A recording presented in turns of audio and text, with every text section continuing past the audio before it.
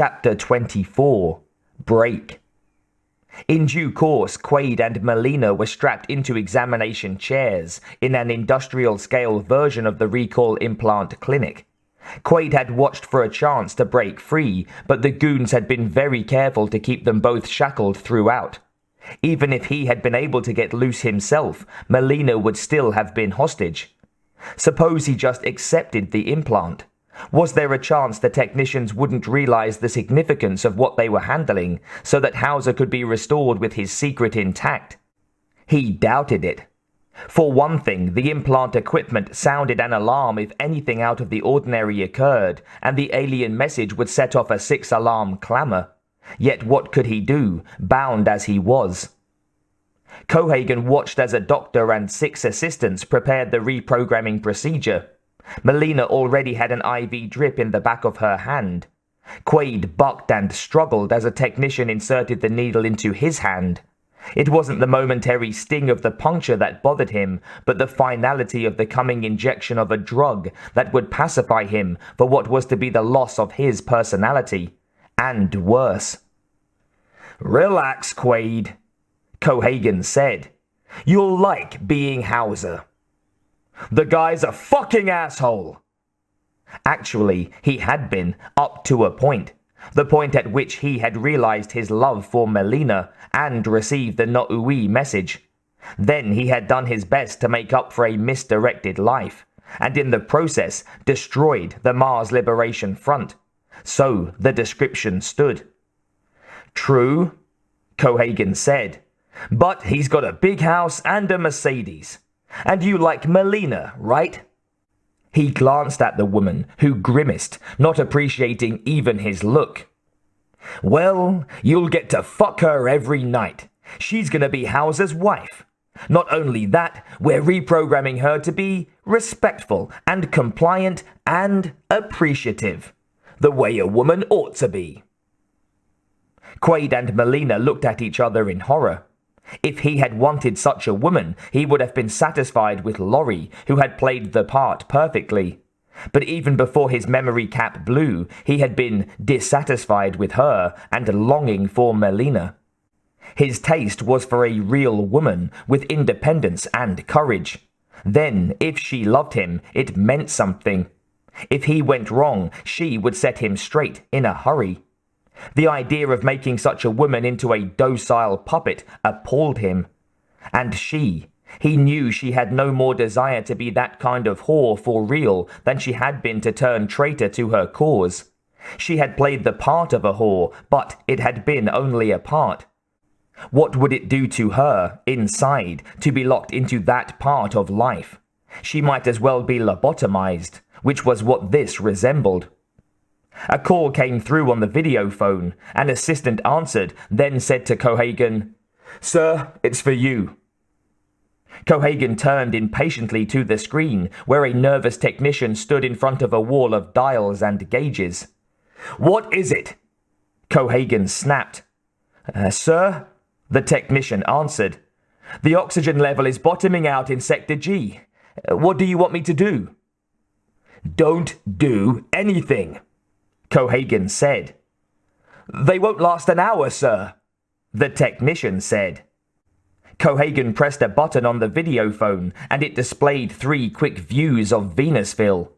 Everywhere, people were sprawled on the ground or slumped in doorways, their mouths open, gasping for breath. Melina turned her head, unable to look, while Quaid struggled angrily against his shackles. He had to get free. He had to stop this madness. Cohagen switched back to the technician. "Then it will all be over soon," he said. He ended the transmission. "Don't be a shithead, Cohagen," Quaid shouted. "Give the people air." "My friend, in 5 minutes, you won't give a fuck about the people." Cohagen turned to the door. "Fire it up!" The doctor lowered the helmet over Melina's head. She tried to move her head out of the way, but could not. She was captive. Then the doctor got ready to lower Quaid's helmet, when Richter interrupted him. Excuse me, Doc, but when he's Hauser, will he remember any of this? Not a thing, the doctor assured him. Thanks. Then Richter slugged Quaid in the face with all his might. Lights flared.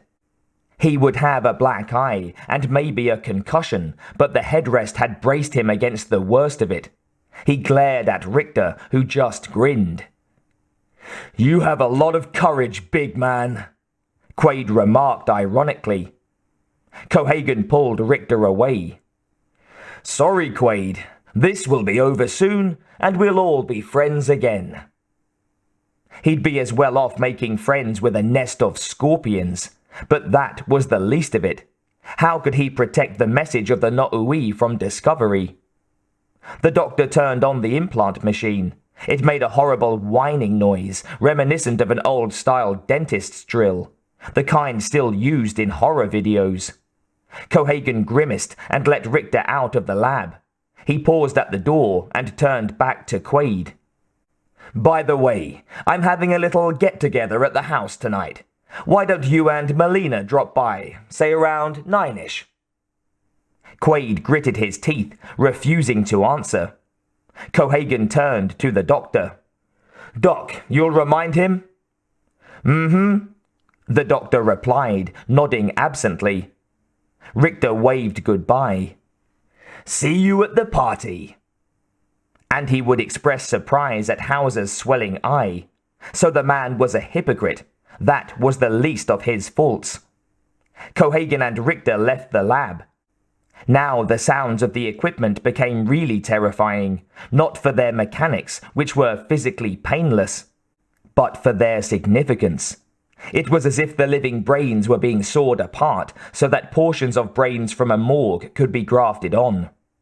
Both Quaid and Melina struggled against it.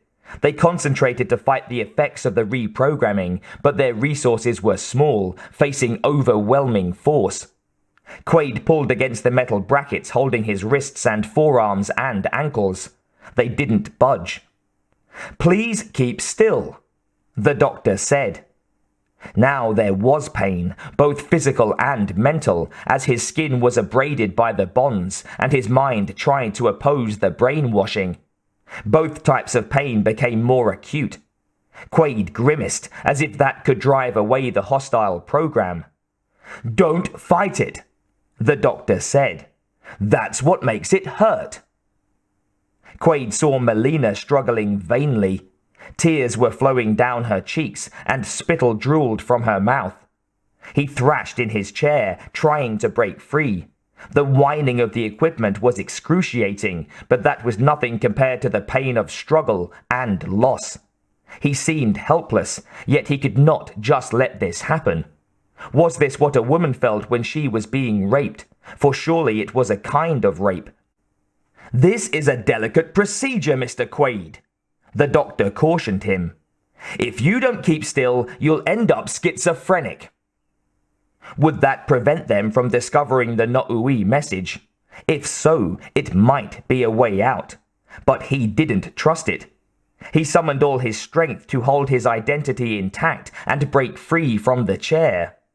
The shackles did not give at all. Cohagen had made sure they were sufficient.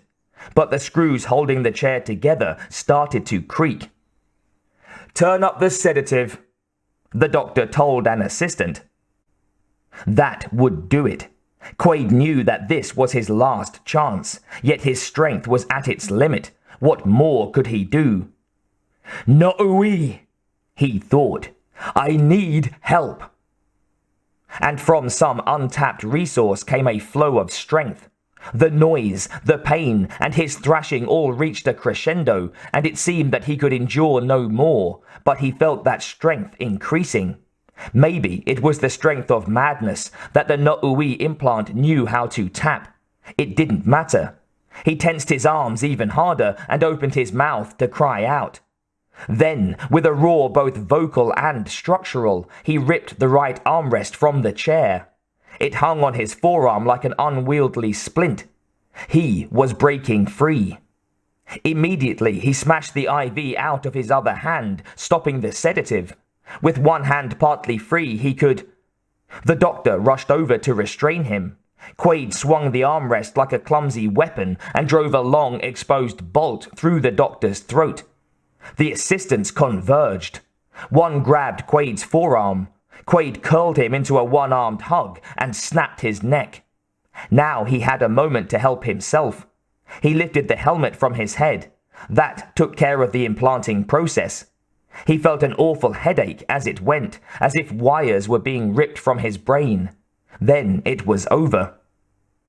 Another assistant behind Quaid grabbed his wrist. Quaid grabbed the man's hair and pulled him brutally forward over his shoulder. The head landed between his knees. He snapped his knees together, putting pressure on the skull as if it were a walnut in a nutcracker. The man screamed and collapsed. Quaid reached over and released the bracket over his left wrist. Now both arms were free. He saw Melina still fighting her brainwashing. "Hold on!" he cried. 3 more assistants converged on Quaid, grabbing his arms. Yet another assistant attacked with a long metal pole. Quaid pulled one man in front of him like a shield. The pole plunged through his eye. That was all for him. The others, appalled, froze for a moment. In that moment, Quaid reached down and unshackled one ankle. Immediately, he kicked the assistant closing in before him in the crotch. He remembered exactly what that felt like from Laurie's kick. The man fell aside. Quaid pushed himself up and stood. One leg was still immobilized, but he couldn't take time to get it loose. 2 more assistants were after him, baiting him like a bear, using the pole and a fire axe. Quaid dodged the swing of the axe, grabbed the pole, then bent quickly to unfasten the last ankle bracket. The fire axe came swinging down on him, and he spun away just in time. Now fully free, Quaid impaled the assistant who had wielded the pole with his own weapon. Then he went to pull the helmet off Melina. The remaining assistant did what he should have done at the outset. He activated the alarm and ran for the door. Quaid leaped after him, caught him, and accelerated him face first into the door. The man's nose left a bloody streak on the door as he slid down, unconscious. Too bad it wasn't Richter, who deserved a return tap on the snoot. Not that it could make the man any uglier than he already was. Quaid returned to Melina and started releasing the shackles on her arms and legs. "Are you all right?" She nodded. That wasn't sufficient. She had been under the treatment longer than he. "Are you still you?" She considered. "I'm not sure, dear," she said in a perfectly docile manner. "What do you think?" Quaid was aghast. Then she smiled. "Let's get the hell out of here," she snapped. That irritation was music to his ears. He flipped the last buckle. She stepped out of the chair, grabbed the axe embedded in the remains of Quaid's chair, and ran for the door. They charged out of the lab.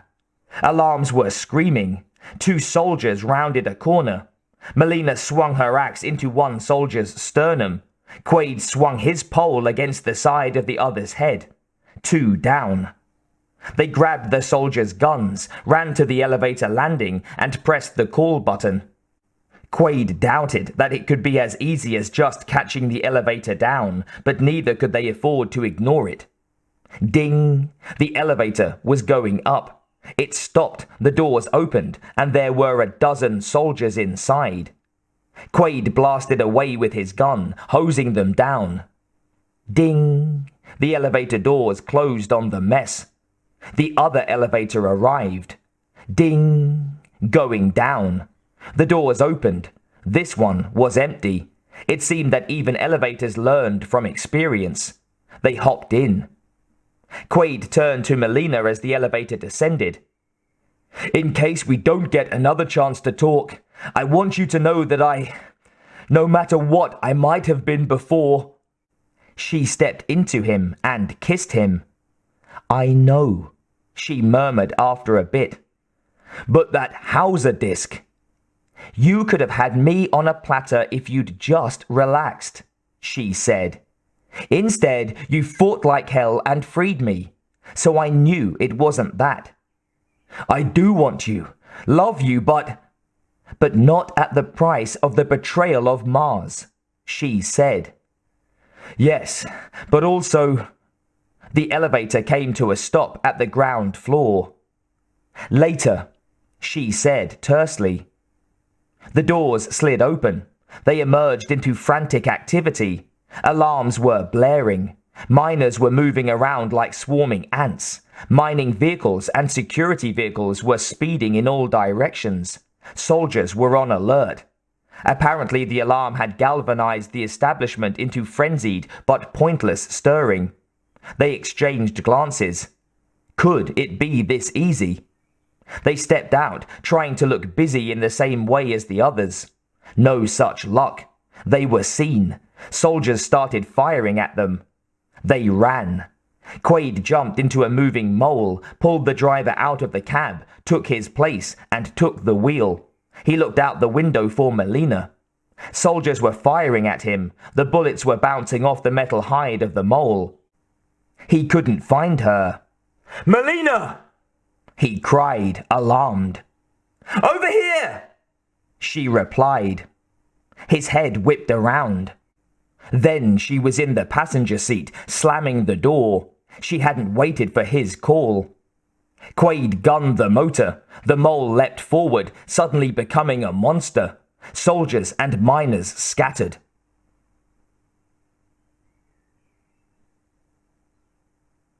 Cohagen stood before the floor-to-ceiling window in his office and stared moodily out at the domes. The horizon was pink, signaling the approach of dawn.